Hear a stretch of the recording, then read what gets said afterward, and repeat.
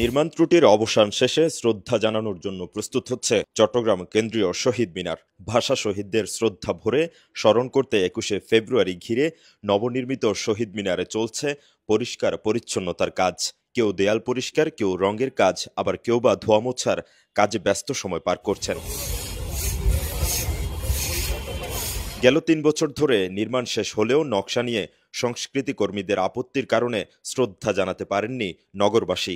এর মধ্যে গেল কয়েক বছর নগরবাসী ভাষা শহীদদের শ্রদ্ধা নিবেদন করেছেন নগরীর মিউনিসিপ্যাল মডেল হাই স্কুল মাঠের অস্থায়ী শহীদ মিনার ও কাট্টলির অস্থায়ী স্মৃতিসৌধে।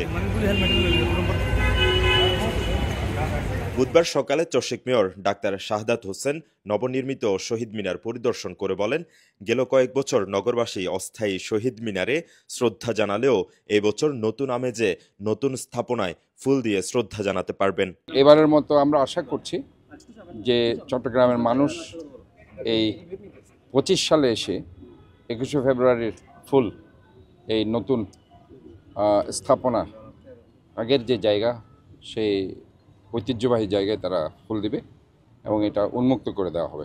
প্রকল্প বাস্তবায়নকারী গণপূর্ত বিভাগের নির্বাহী প্রকৌশলী জানান, এই বছর শ্রদ্ধা নিবেদন শেষে শহীদ মিনারের উচ্চতা নিয়ে বাকি কাজ শুরু হবে। বেশ কয়েকবার প্রকল্পের মেয়াদ বাড়ানো হলেও আগামী বছরের মধ্যে প্রকল্পের কাজ শেষ হবে বলে জানান এই কর্মকর্তা। আমরা এবার ফুল দিব, এখানে ফুল দেওয়ার পরে আমরা ইনশাল্লাহ যে পরবর্তীতে যে এটা হাইট বৃদ্ধি সেটা আমাদের পরিকল্পনায় আছে যে আমরা এটা হাইট বাড়াতে পারবো। পরিবর্তিত পরিস্থিতিতে সবাই সিদ্ধান্ত নিয়েছে যে এখানে অনেক জিনিসই আসলে করা হচ্ছিল যেগুলো হয়তো বা আসলে ফিউচারে অত ইউজার ফ্রেন্ডলি নাও হইতে পারে। এই চিন্তা থেকে কিন্তু আবার আমরা ভিতরে বেশ কিছু জিনিস মডিফিকেশনে আনতেছি।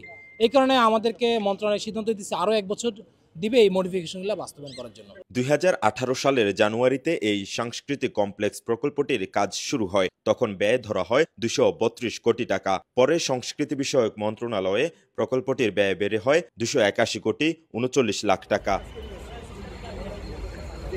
২০২২ সালের জানুয়ারিতে সংস্কৃতি বিষয়ক মন্ত্রণালয়ের গণগ্রন্থাগার অধিদপ্তরের অধীনে সাংস্কৃতিক কমপ্লেক্স প্রকল্পের আওতায় পুরনো শহীদ মিনারটি ভেঙে নতুন শহীদ মিনার নির্মাণের কাজ শুরু হয়। পরবর্তীতে গেল বছরের ২৩ মার্চ নগরের উত্তর কাট্টলিতে সাগর তীরে অস্থায়ী স্মৃতিসৌধের উদ্বোধন করা হয়। ওই বছরের ২৬ মার্চ মিউনিসিপ্যাল মাঠের পরিবর্তে অস্থায়ী স্মৃতিসৌধে শ্রদ্ধা জানান নগরবাসী।